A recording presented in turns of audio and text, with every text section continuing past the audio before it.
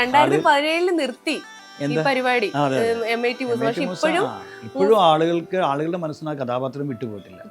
അത് എന്നെ സംബന്ധിച്ചിടത്തോളം എനിക്ക് കിട്ടിയ വലിയൊരു ഭാഗ്യമാണ്. കാരണം ഒരു ആർട്ടിസ്റ്റുകൾക്കും അങ്ങനത്തെ, കാരണം ഏത് സീരിയലും നിർത്തിക്കഴിഞ്ഞ ഒരു 3-4 മാസം വന്ന ഒരു 6 മാസമൊക്കെ ആളുകൾ ഓർത്തിരിക്കും, പിന്നെ അതാണ്ട് വിട്ടുപോകണം.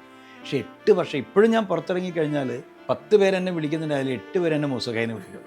ഒരുപാട് സിനിമയൊക്കെ ചെയ്തെങ്കിലും 2 പേര് മൊയ്തൂന്ന് വിളിക്കും, ആരും വിനോദെന്ന് വിളിക്കാറില്ല. അത് സത്യം. വിനോദമായിട്ടാരും വിളിക്കില്ല. പിന്നെ ഇപ്പം സിനിമാ ലോകത്തുള്ളവരും സീരിയലുള്ളവരൊക്കെ എന്നെ കോവൂര് എന്നാണ് വിളിക്കുന്നത്. അത് പിന്നെ സുരഭി ഇട്ടിരിക്കുന്ന പേരായി, കോവൂരാൻ എന്നാണ് സുരഭി ഇട്ടത്. പക്ഷെ കോവൂര് എന്ന് വിളിക്കുമ്പോൾ അത് നമ്മളൊരു സ്ഥലത്തിന്റെ പേരിലൂടെ അറിയപ്പെടുമ്പോൾ ഉള്ളൊരു സന്തോഷം വേറെയാണ്.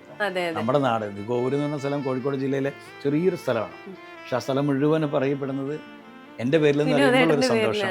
ഇപ്പം നമ്മൾ ദുബായിൽ പോയാലും സൗദിയിൽ പോയാലും അമേരിക്കയിൽ പോയാലും അവിടെയൊക്കെ ഭയങ്കര വന്ന് വെൽക്കം വിനോദ് കോവൂർ എന്ന് പറയും. ആ കോവൂർ എന്ന് പറയുമ്പോൾ നാട് ജന്മസ്ഥലം വിനോദേന്റെ പേരിൽ അറിയപ്പെടുവാണ്.